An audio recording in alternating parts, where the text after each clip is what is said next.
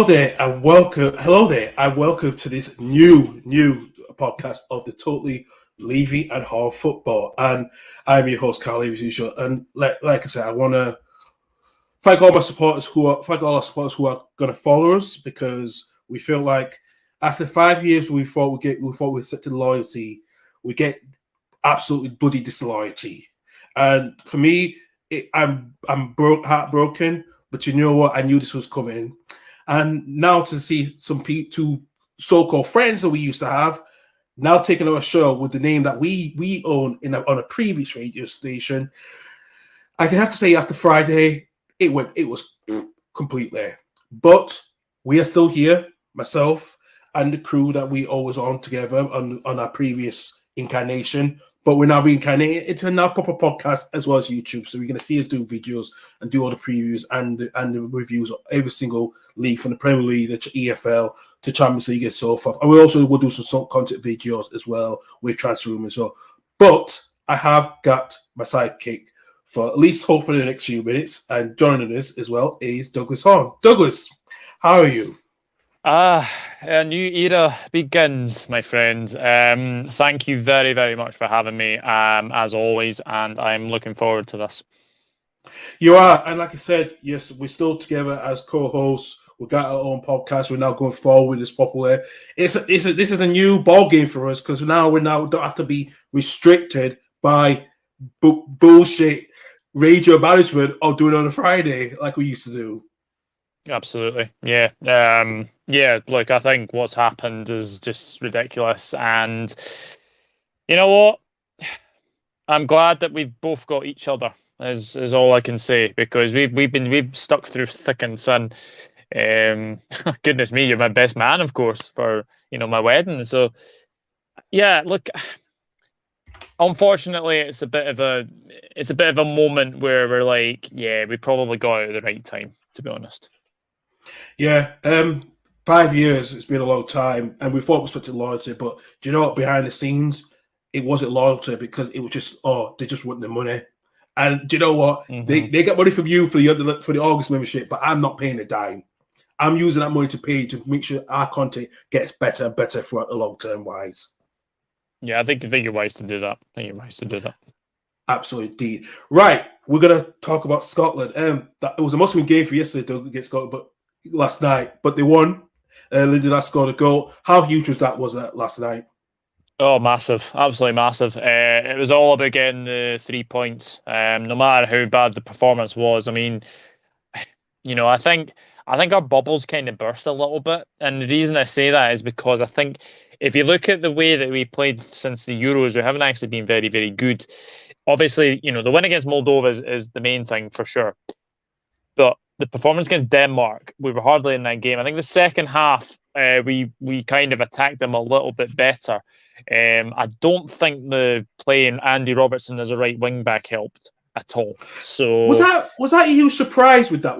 How Steve Clarke really put certain players in the wrong positions against teams like Denmark and also Moldova as well, because that was really surprising for what his selection.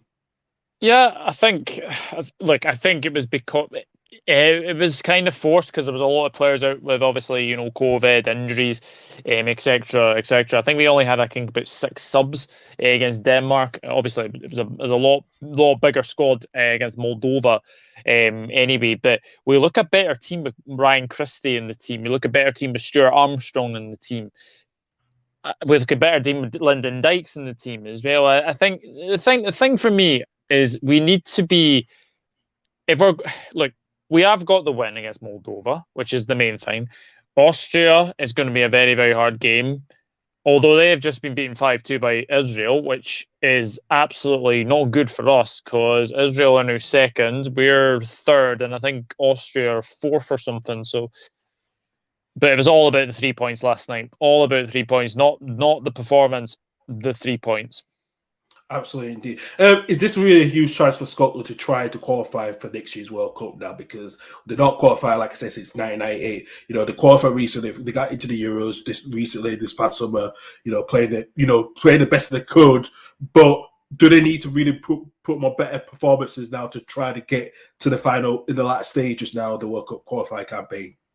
100%. Yeah, I think Austria is a must-win. As well. If you don't win your home games, then I think you are going to struggle. I mean, I think we've drawn with Israel, and we always seem to draw with Israel. No, actually, we've drawn with Israel away. Sorry, we drew with Israel away. And I think the Austria game, the 2-2, was a bit damaging as well. If we've beaten Austria, then it might be a lot better, because Denmark away, look, Copenhagen, fantastic stadium, that absolutely fantastic. Obviously, I think Denmark won everyone's hearts last summer at the the Euros as well. So that was always going to be a tricky game to come out of. I think 2-0 was actually a good result, considering that they scored 2 goals in a minute as well. But as I say, that Austria game is so tough. I mean, you've got good players like Sabitzer, Alaba, Arnautovic. They've got very good squad as well. My only concern for them is goalkeeper. I've never been a fan of Daniel Bachmann, so if we can actually get shots in very early on, I think we could maybe get maybe a goal or two, because like at Watford, we've seen that he can be beaten from distance. He's not the best coming out as well, and he is kind of accident prone as well. Yeah, absolutely indeed. Like I said, look at the results from the World Cup as well earlier today as well. Interesting, but I have to talk about Wales as well with you, Dale. They just won against Belarus 3-2. Bale scored a hat trick, last 93rd minute winner. How's huge that for Wales to get their second win in that campaign? Massive. If they didn't win that, then I think Belgium are playing the Czechs tonight. So if they hadn't beaten Belarus, then I think that would have probably been over. They have to beat Estonia. It's a massive game against Estonia. And yes, Gareth Bale scoring a hat trick. He obviously he can still score goals as well. But that was a weird game. I mean, it was on a really bobbly surface. Like the pitch looked absolutely awful. Absolutely awful. I mean, I think there was one challenge from one of the Belarus players, and Gareth Bale buckled his knee into the ground, and you were all fearing the worst then. But no, to be fair, I think Belarus's penalty is a bit dodgy. I don't think Chris Gunter touches the guy. I think the guy goes down really easily, and the referees bought that, and obviously it's given as a penalty. They score it. But I thought Wales defensively were shocking today, so they need to be maybe a lot better defensively. But when you've got Gareth Bale in your team, it doesn't really matter, does it?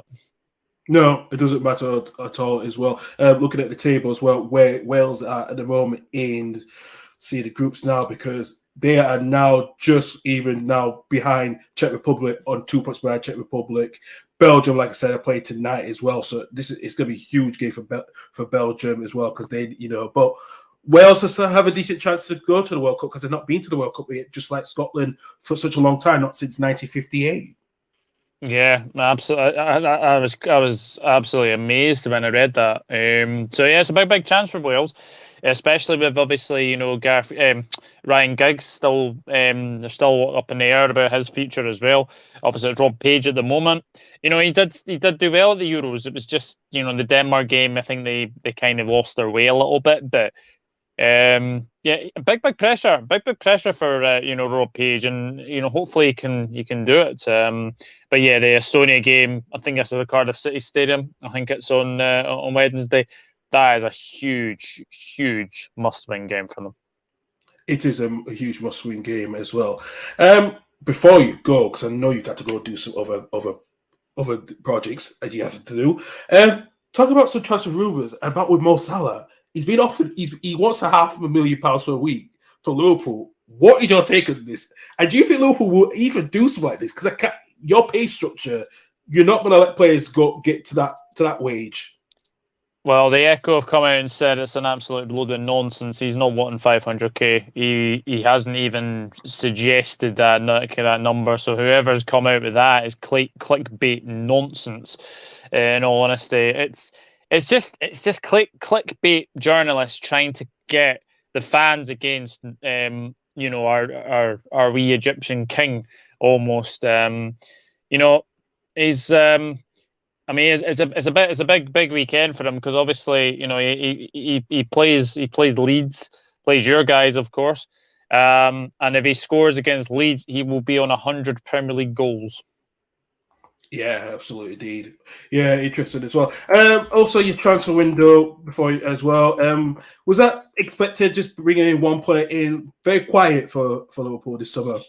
It's been a very quiet window. I would have wanted maybe one or two more, but I can understand where they're coming from. That I think there is obviously money to be spent there, but I think it was all about getting the big main players, your Van Dijks, your Robertsons, your Trents, Alisson, sorry, Fabinho, Henderson as well, getting all these players signed up for new contracts, and I'm absolutely delighted. I'm absolutely delighted for Nat Phillips, because I think him and Reece Williams getting new deals. Obviously, Reece Williams is going to Swansea, but I think he'll do well at Swansea. I think Nat Phillips signing a new contract is absolutely massive as well, because we don't want to be in the position where we were last season. 22 centre-back partnerships. We don't want to be in that position again. So I think having Van Dijk, having Gomez, having Konate, having Matip, and having Nat Phillips as 5 centre-back choices is very, very good. And plus, you've obviously got Tsimikas as well at left back. If he wants to give, if you want him to get, give Robertson a wee rest. And I don't think we've talked about Harvey Elliott yet. Look, he's like a new signing to me. He's he is such a talent as well, and played the first two home games against Burnley and Chelsea, and I'd argue he's probably been man of the match in both of them. So I'm not worried. I'm not worried. But it was a disappointing window, but I think we did our business when we did, and I think Konate is a huge signing for me, because we needed to make it. Absolutely.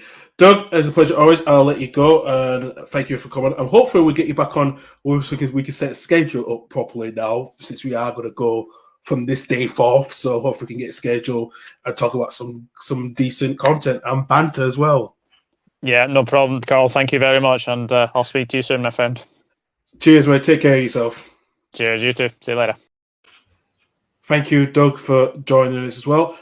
Also, we got another guest here as well. He's going to be one of our regular co-hosts on the podcasting team as well. And yes, he is a bit of a Southern, but from Derby, even though I hate Derby as a Leeds fan. But he also supports one of the 8 clubs across the Pennines as well. But you know what? He's our friend, and he's the host of Pub Talk Football. Ladies and gentlemen, Regan Wilson. Regan, good to see you, man. Where do I go from an introduction like that? No, cheers, mate. It's nice to be on, and it's nice to start this new adventure of ours. And let's hope it's going to be a raging success and a lot better than a certain other show. But that's not even worth mentioning. Absolutely. Well, we got Doug's view on that part. What is your view? What I said to you this past weekend? It just shows disloyalty, isn't it? Disloyalty and just a lack of respect, really, for the predecessors who actually created the show. They should be thankful that they're actually getting the opportunity to do that show, because you and Doug created it, and they've sort of just carried it on or stolen it from you, if I think it's fair to say. So, yeah, it's a strange one, but people's true colours show sometimes, I suppose. Absolutely, indeed. And like I said, we can do the fuck whatever we want now. So we got the freedom we want to do. So the shackles are off. It is absolutely off, mate. It's absolutely off. You just watched the England game earlier on against Andorra. I was just watching coming home from Huddersfield because I was coming back to see my family. Give us your input of England's 4-0 win. Yeah, I mean, it was very similar to the Hungary game, really, in respect of the first 60, 70 minutes. It was, it wasn't a poor performance by any means, but it was what you usually get in these qualifiers. It was quite flat and lethargic, I suppose, really. Then as they tired towards the end, we managed to get a few more goals. We made a triple substitution of Kane, Mount and Grealish, and the intensity sort of went up by then. It's a combination of them tiring and us bringing, obviously, quality players onto the pitch. But yeah, you can't really complain about a 4-0 victory and back-to-back 4-0 wins. Obviously, the other night, the main talking point wasn't the football. It was what happened in the stands once again. But yeah, some good goals, and it can only be a good thing, really. Let's hope more of the same. I think it's away at Poland on Wednesday night. So Yeah, absolutely. Let's go, like I said, to the game against Hungary. Despite England won in Hungary, but there was disgraceful scenes from the Hungarian fans. The Hungarian fans had the issue as well early in the Euros as well. They were supposed to be banned by UEFA, but in FIFA's law, they were not banned coming to the stadium. And they were throwing beers and making monkey chants. Again, this is another issue we have raised in football. What can FIFA needs to do? And UEFA, what does UEFA need to do? Do you know what, Carl? I think the sad thing is, I said it last time. I can't remember what the last instant was we spoke about. It might have been what happened, obviously, after the Euros final, Rashford, Saka and Sancho. But I'll say the same thing again. I'm actually not surprised one bit that it happened. That's the saddest thing. This is normal, it seems, in football at the minute for this sort of thing to take place. And I see Harry Maguire actually put a tweet out basically challenging UEFA, like, come on, what are you going to do this time? Because, I mean, what was it? Was it Bulgaria a couple of years ago? We went away there and there was all the racist chants. I think they got fined about €12,000. I mean, that's nothing. I mean, kick him out on the next couple of tournaments. Don't participate in any sort of qualifiers at all. Then maybe, if they're proper fans, they're not going to turn up to football games and racially abuse people because it has consequences. But then you could say, is that unfair on the players because it's nothing to do with them? But I don't know what the answer is, but there's got to be some more serious implications and consequences. You know, if somebody at a football game is found to be guilty of racially abusing someone, write to their employer straight away. I'm sure every employer in this country would immediately, fire someone who's been basically found guilty of racially abusing someone. Then, that's a serious consequence that they'll lose the job. And there's got to be consequences in education as well, but it's on such a mass scale, it seems. It's going to be so difficult to change people's, I guess their ways, really. It's sad that we're even having to talk about this again, but unfortunately, it seems to be getting worse before it gets any better. Yeah, we saw the statement coming from the Hungarian Football Association. They came out to criticize. They didn't criticize much the fans as much with the racism, but they were a bit not happy with the behavior. But they didn't criticize it. Where do you draw the line with that statement from what the Hungarian FA came out with? Was very, very a blasted, really stupid statement that didn't address the issues. Yeah, I think they just made it worse, to be honest, with that statement. There's no sort of condemnation of the behaviour from the fans. It's sort of like, I don't know, it's sort of like a bit of a slap on the wrist, really. Like, oh, yeah, they shouldn't have done that, but, oh, yeah, and then just move on. I mean, this is the thing, mate. It's acceptable, basically, to these people. They don't see it as a big issue. I mean, what world are we living in? It's scary, really. It is scary indeed, but you know what? Like I said, you saw Jack Grace picking up a can, a cup, and he drunk it as well. Fucking fair play to him, man, because he actually took the abuse with that one. And so did Declan Rice as well too. Hey, don't throw a beer at English lads. We fucking love a good booze. So, oh yeah, nice one. Yeah, absolutely, indeed. But like I said, England done well. They top the group at the moment. They go to Poland Wednesday. How huge is this game, Regan, to try to probably get closer to qualify for the World Cup? Yeah, I mean, I think you'd say that the toughest opponent we've got in the group. I'd expect us to go over there and win. I think it'll be a stronger team than what we see tonight. I think you'll see more of the first teamers involved who played against Hungary. And yeah, they're a good team. They've got some good players. You're always a threat when you've got Lewandowski up front. But yeah, I'd expect us to go over there and get a result. And then how many games are left after this? I don't think there can be too many. Is there 2 or 3 left? Yeah, 2 or 3 left now, yeah. So we are coming close to the end of the campaign, yeah. Which is interesting. Yeah, I mean, look, it's always a given that we're going to qualify anyway. So it's sometimes a bit of a chore watching these games, but you do, I suppose, for the sake of it. It's a bit of a come down after last time we was watching England playing in European semi-finals and finals. But let's just start with the young squad we've got. But in 18 months, it's only 15 months now in Qatar that we're challenging again. There's no reason why we can't be. You know, a lot of people's biggest doubts going into the Euros was the manager, but I don't think you can doubt the manager now, realistically. So we've certainly got a lot to be positive about. Yeah, absolutely, indeed, absolutely.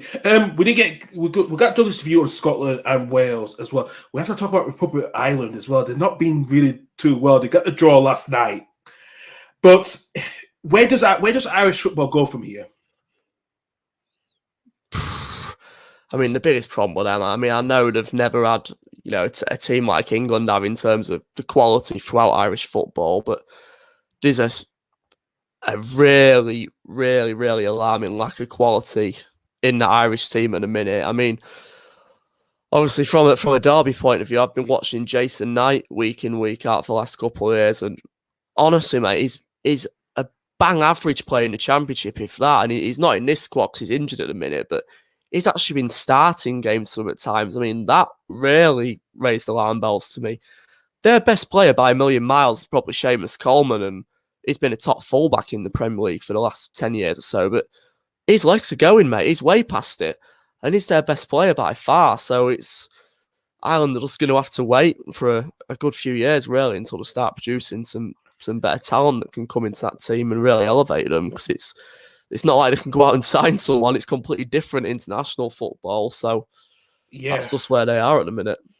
They are, looking at the table, they are fourth in the group, and Serbia and Portugal are definitely going to qualify. But the surprise team in that package has been Luxembourg, who are now 5 points ahead of Republic of Ireland.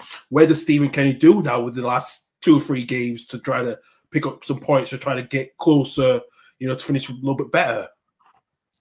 I mean, to be fair, I did feel a little bit sorry for them the other night because they hung on for so long. Obviously, they took the early lead against Portugal, but Cristiano Ronaldo just doing a Cristiano Ronaldo, just dragging his team through single-handedly. But yeah, they did show a lot of fight in that game, and a lot of time you watch Ireland, they do seem to have that fighting spirit in the camp. As I say, the quality, Stephen Kenny, I mean, I don't know what really more you can expect from him. I mean, I personally don't think Martin O'Neill and Roy Keane should have ever got the sack. They obviously qualified for the Euros in 2016, missed out on the World Cup, but when was the last time Ireland qualified for a World Cup? I thought that was harsh, to be honest. I know there was on a bad run at the time, but I think Martin O'Neill's the best manager that Ireland have had in many, many years. Yeah, I absolutely agree with you as well. It is surprising the way Irish football is going at the moment. And I know they are trying to improve. But like I said, it's the quality of the players that they get from the Championship is not being good enough. And I think that's what it's been, a decline of Irish players playing in probably the top 2 English leagues as well. I mean, just looking at this starting 11 that played against Portugal, I mean, the quality of players, Ida, probably a mid-table Championship player, Connolly, decent player, McGrath, Championship player, Coleman, great player, but past his best. Hendrick is a low-level Premier League player, solid. Cullen, Championship player. Doherty, for me, a low-level Premier League player. I think the guy's absolutely shite. And Egan, Duffy, O'Shea.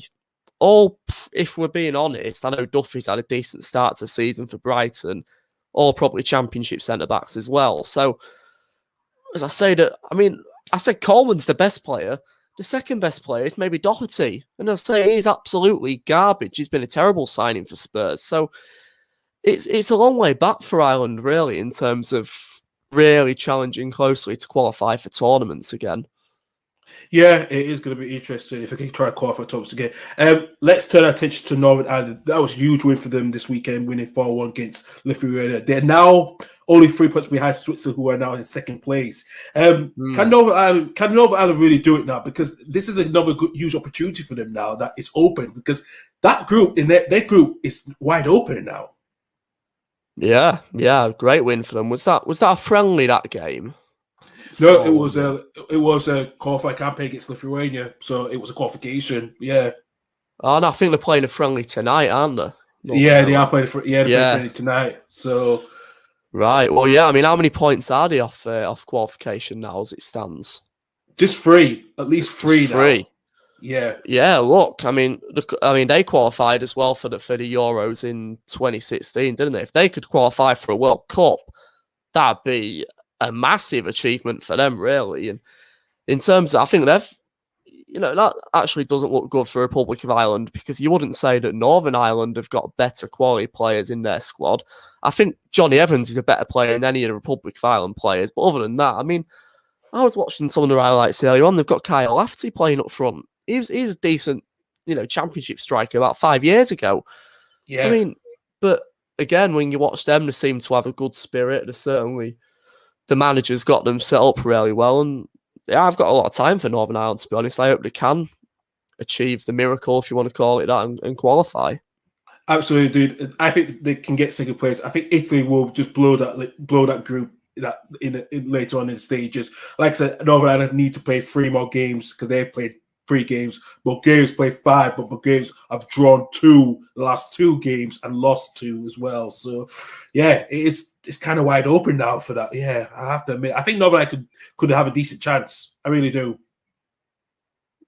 I hope so. It's good to see as many home nations qualify as possible. I mean, look, it's a good job Doug's not on the show anymore to hear me saying this, but I've got no time for Scotland. But I mean, come on, how great was it for England and Scotland to be playing each other in the Euros this past summer?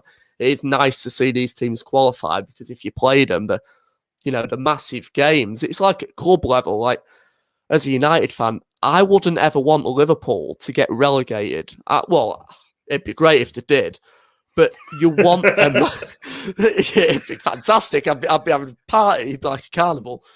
But you want them massive games. At the end of the day, that's why you're a football fan. It's these big games. They're special. They're what you live for as a football fan. So, yeah, I hope Northern Ireland can qualify, and I see no reason why they can't, going off the recent form. Italy's the one where, obviously, I don't see them getting out when they play them again, but maybe get that second spot, maybe get through via the playoffs.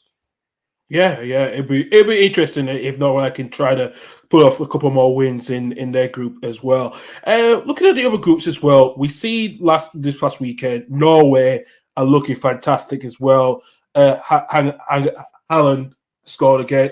Can you see them really now getting to the World Cup now, Norway? Because they're only 11 points behind Netherlands and Turkey, by 1 point behind Turkey as well.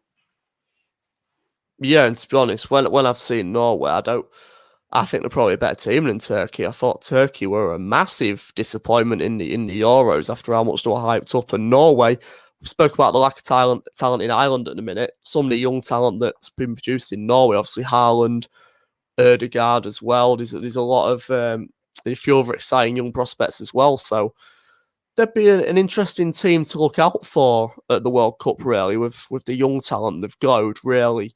Haaland on that big stage would be a massive opportunity for him to go and showcase himself as one of the world's best strikers. I'm sure he believes he is, and he probably is. So, yeah, again, that's great for them. Yeah, absolutely. Looking at their group, Germany, and we know they're playing tonight, but Iceland have really been struggling. It's not been the same Iceland team since when they came into the World Cup in 2018 and the Euros, when they embarrassingly beat us, which I hate to say it. But are you surprised how Iceland's demise is happened after the last World Cup campaign? Not really, to be honest. I thought they had a bit of a honeymoon period for a couple of years, didn't they? I mean, they surprisingly qualified for the Euros. Beat us let's just move on from that. Not even worth talking about. Nope. But even when they qualified for the World Cup, I was still surprised by that, to be honest. I thought maybe they were a bit of a one-hit wonder, if you like, but qualified. But yeah, I think their honeymoon period's over now, really. I think probably be a good few years until they're looking at getting to a tournament again at this rate. Yeah. It's a shame, of the fans that brought was so passionate and with the Viking clap and all that stuff. But like I said, the honeymoon period is over. Indeed, it is over. So we're done the World Cup. We'll finish out the World Cup campaign story now. Let's go to the transfer roundup and let's say, boy, what a transfer window we had, Regan. What a transfer window. We didn't think 2 of the greatest players were going to leave, especially the big one, the 2 big ones, Cristiano Ronaldo and Lionel Messi. Ronaldo's now back at United.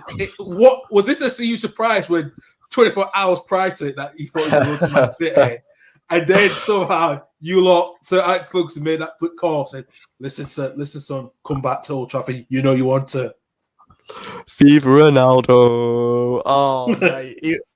He was never going to the blue side of Manchester, was he? Cristiano Ronaldo. I mean, I'm not going to lie to you, mate.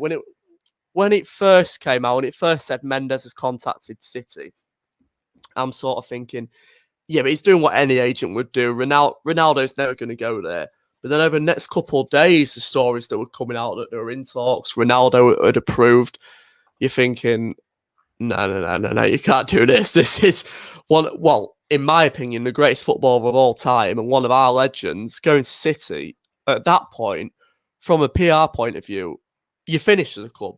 If you, as Manchester United, let Cristiano Ronaldo go to Manchester City, you're absolutely finished as a club. But it's interesting, according to The Athletic, basically Mendes had been contacting United for several months, indicating that Cristiano would be interested in coming back. He wanted to leave Juventus.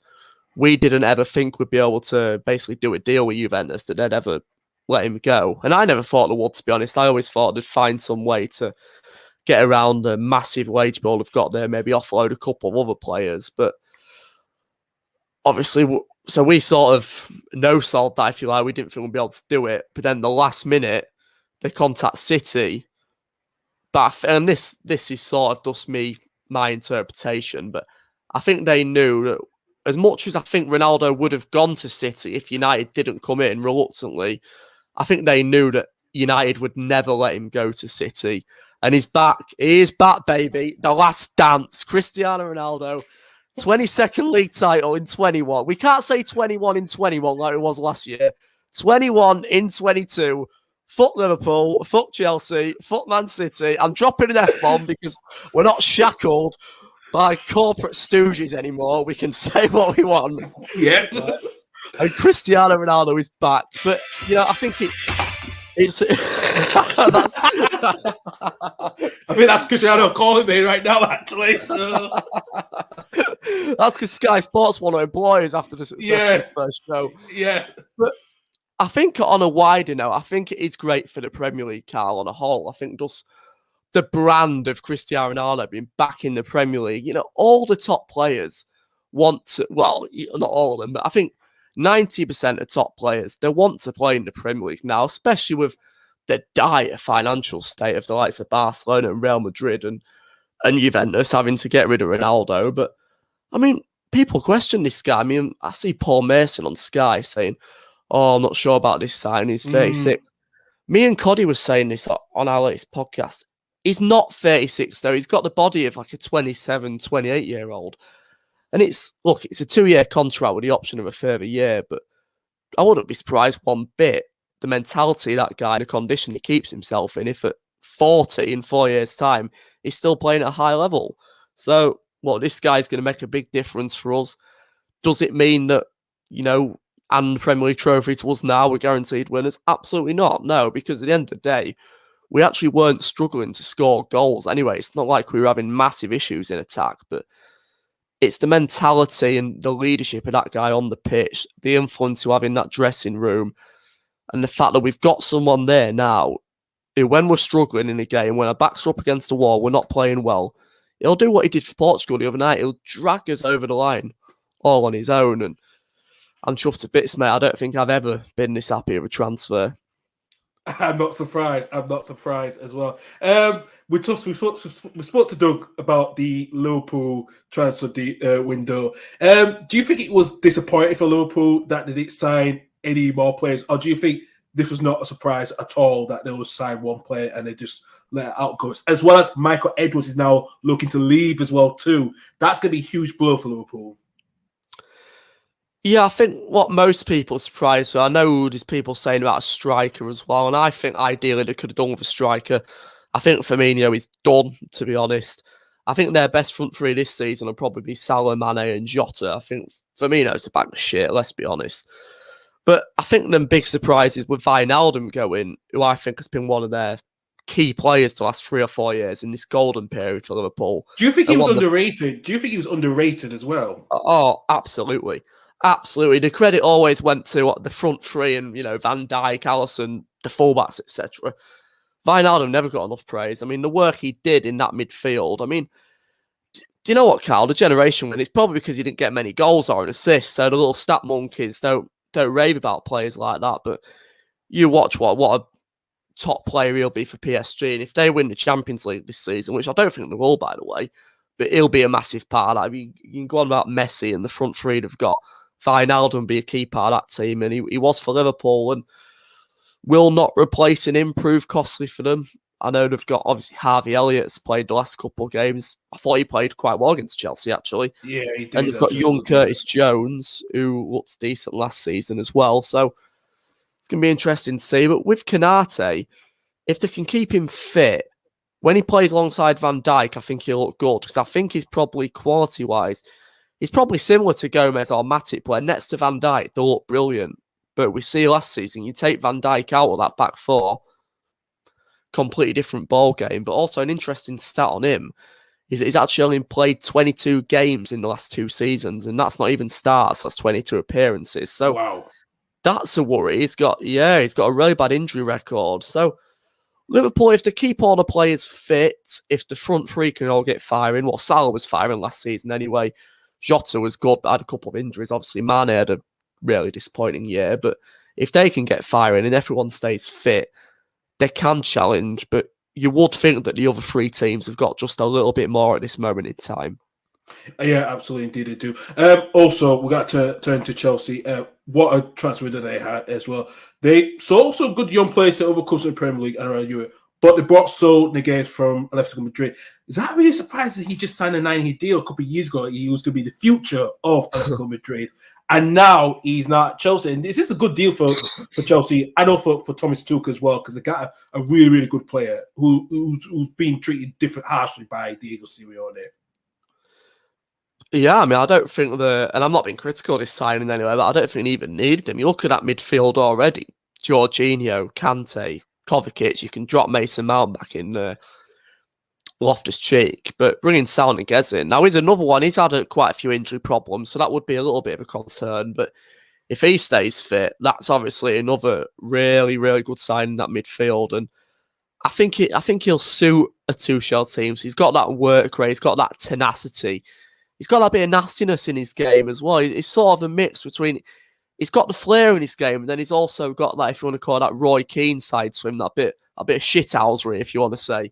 Yeah. But, I mean, Lukaku as well. I mean, look, losing Tammy Abraham, I'm a big fan of him. But if you're bringing in Lukaku, one of the best centre-forwards in world football, and, I mean, my friend who's a fellow United fan, he was sort of saying, oh, yeah, Lukaku won't make a difference for Chelsea. He's crap for United, blah, blah, blah. But I was saying, yeah, look, did I want Lukaku to be sold when he's at United? Yeah, I did. I didn't rate him during his time at United. I thought he was thoroughly underwhelming, but make no mistake about it. This isn't the Lukaku we played for Manchester United.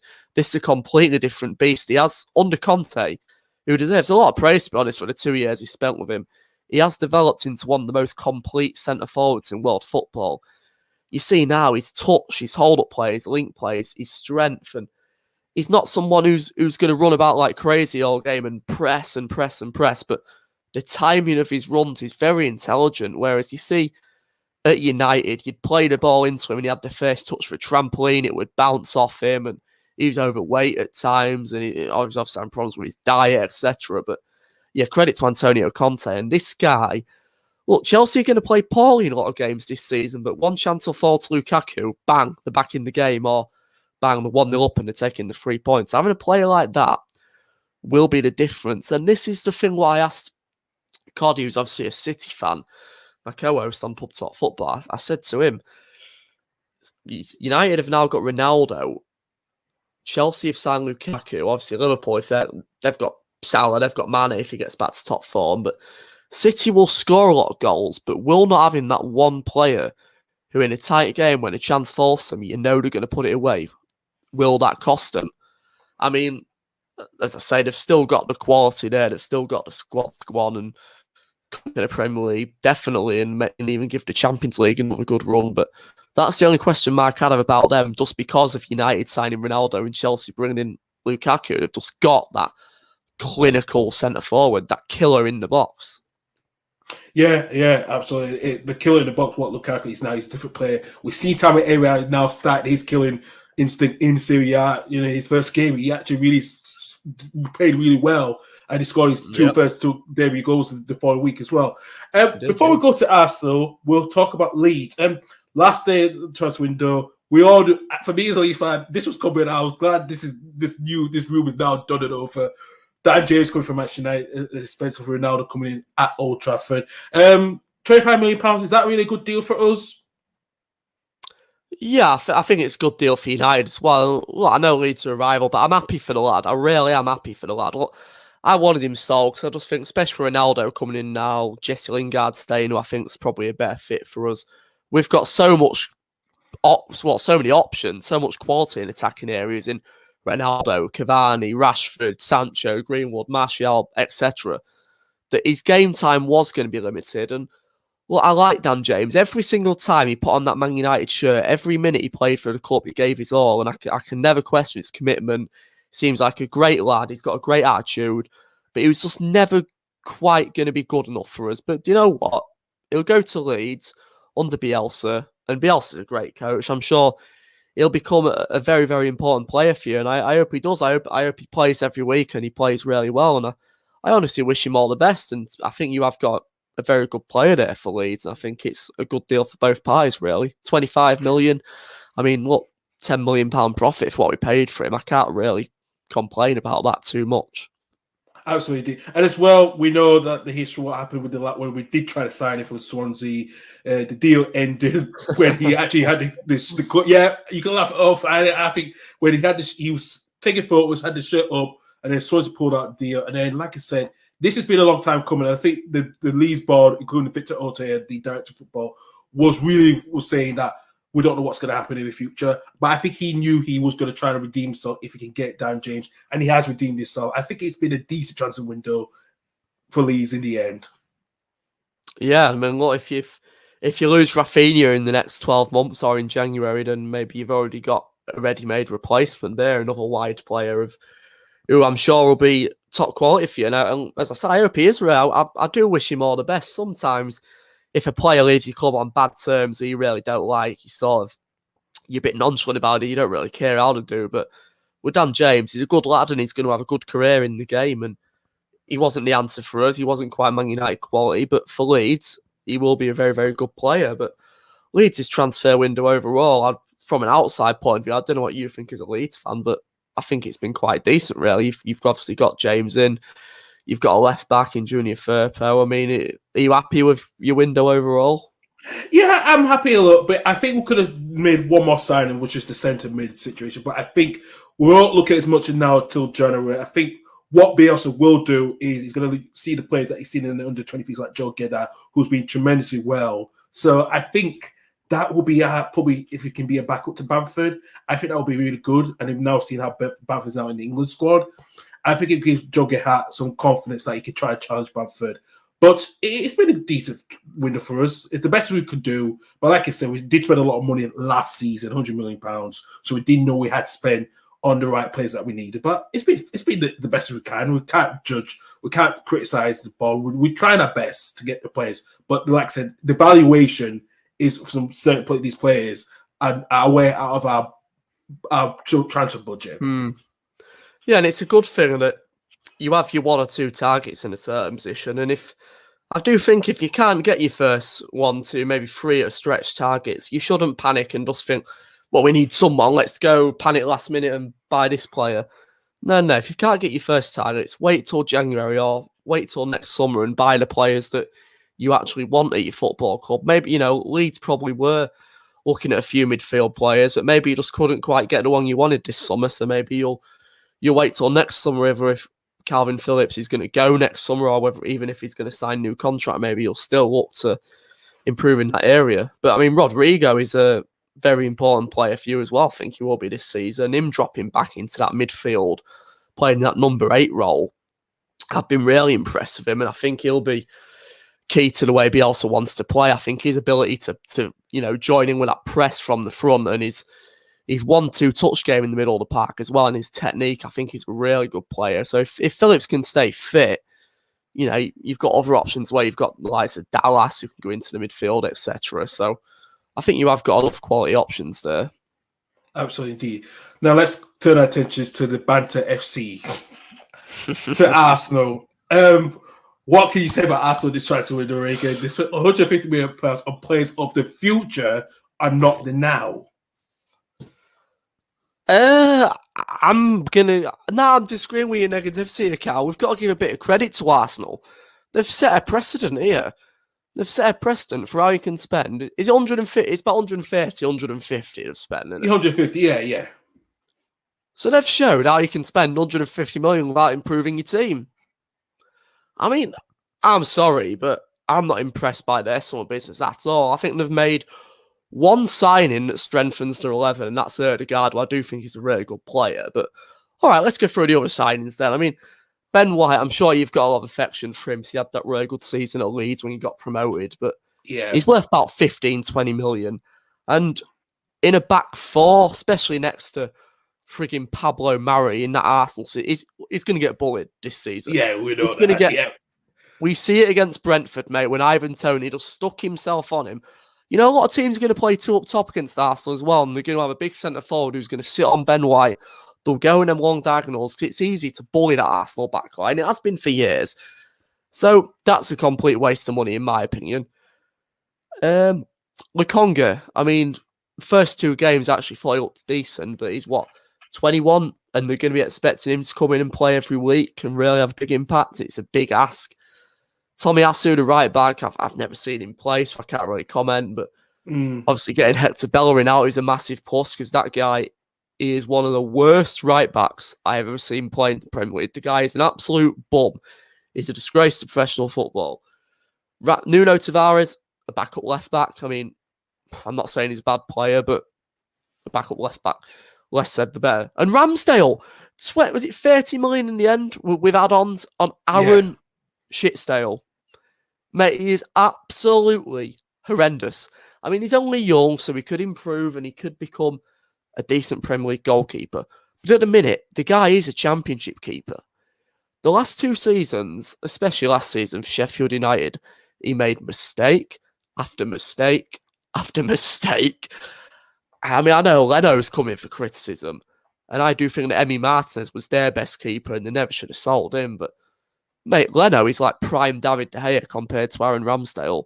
So, I mean, look, they're a good age, these players, in terms of they bought 6 under-23 players. It's interesting watching the interview of Edu on Sky Sports, what he did. He was sort of really emphasising the fact that they'd recruited well because those under-23 players. You looked at Arsenal last season and thought, the problem with their squad is that all the best players are youngsters. So your Sakas, Smith-Rose, Gabriel at times, Tierney's only 24. They needed to add 3 or 4 players, quality players with experience this summer. And when I say experienced, not 33-year-old rejects from Chelsea as they usually do. Say 23 to 28, 29 sort of range where they're experienced, but they've still got room to improve. So Arsenal, they're not going anywhere fast, put it that way. They're not getting anywhere near the top 4 this season.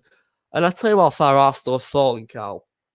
I don't even think their ambition is top 4. I think their aim is to just get back in the top 6. I think they'll be absolutely over the moon with that. I mean, I know it's nice to have a long-term project, and I think they are showing patience with Arteta, but I've got a question, Edu. So I think the recruitment over the past few years, you can criticise the owners, but at the end of the day, for 3 or 4 years now, they are actually spending money, and the net spend is quite high as well.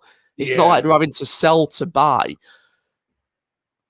It's just not been good enough. You look at that squad for the amount they've spent. I know they've not spent as much as, say, a Chelsea or even a United at times, but that squad, there's 3 or 4 players in there I really like, but the rest, you wouldn't touch them with a barge pole. Yeah, absolutely indeed. To finish up, Regan, give me your 3 winners and losers of the transfer window, 3 of the club's winners from each club. Well, I'm biased, but even before Ronaldo, I'd have put Manchester United in there because I thought even Sancho and Varane, I'm thinking, wow, what a window. I mean, 1 more would be ideal. But I know obviously when they got Ronaldo, so I'd have to put United in there. Chelsea, I'd have to say Chelsea, Lukaku, and Sal. Obviously missed out on Kunde, but I don't think that'll matter too much. They've got a top back line. I'd probably say Aston Villa as well, because they've lost Jack Grealish, but they've made some really good signings. Danny Ings is off to a flyer. Buendia is going to be a really good player for them. I think Ashley Young adds experience and quality. Losers, Arsenal. I've got to put Arsenal in there. It's been a shocking transfer window for them in relative to the amount they've spent, in my opinion. Newcastle, I'd say they've signed Joe Willock, was fantastic for them last season. I think he will be a good signing for them, but I think they needed a lot more than that. One more. I would probably say, I could be left egg on my face. I could be proven wrong because they've done quite a bit of business. But I'd say Crystal Palace. Now, in terms of individual signings, they've signed a lot of good young players who will be exciting to watch over the next few years, but they've not really added anyone of Premier League experience, so I do worry for them this season. So I'll probably go Arsenal, Newcastle and Crystal Palace, who I do think are really going to struggle this year. Yeah, it's interesting that, especially with Crystal Palace side, also Edouard from Celtic.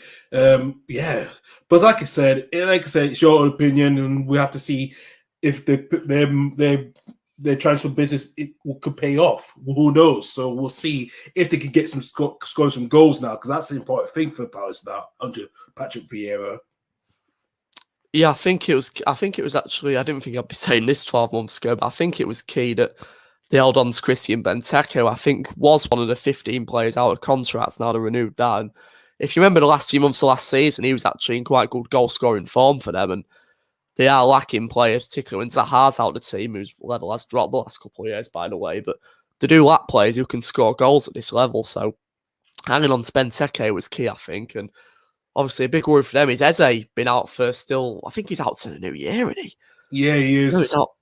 I mean, he was probably their best player last season before his injury. So I do worry for Palace, particularly with an inexperienced manager in Vieira, who I like, but he's got a mixed bag of results as a manager, shall we say, and that's probably been kind. So, yeah, I do worry for Palace. They've had that stability of Roy Hodgson where started the season, you made your predictions. You never predicted Palace to go down. You never thought there was going to break into the top half and challenge for the European places, but there was always a sturdy, solid Premier League team. But this season, it's a different ball game. It is a different ball game indeed. Regan, thank you very much for your time. I know your laptop was taking a bit of time, but at least we got you on. But like I said, we are now this new era, this new ball game for us, for you, me, and Doug. And we're going to get a lot of guests and a lot of stuff we're going to be doing. It's going to be a lot of fun, a lot of banter we're going to have over the next couple of months. Yeah, as I say, make sure you keep tuning into this. Don't tune into can't remember the name of the other channel. Some radio. Yeah, don't tune into that. Make sure you hit the subscribe button if you haven't already. Leave a like on the video, and yeah, thanks for watching. There's more content coming around the corner. It's always good to get together with Karl and Doug and talk about a bit of football. So stay tuned in. Absolutely, cheers, Regan. That is all we've got time for. We'll hopefully we'll have us three back together as one after when the Premier League is back. But feel free to join on our podcast services via Spotify, Apple, and other podcast services, as well as on YouTube as well, and as our Facebook page. And you can find us at Twitter now at LH Football Pod. That is our new Twitter username. But thank you very much to everyone, and we'll see you again next time. Take it for now. Bye-bye.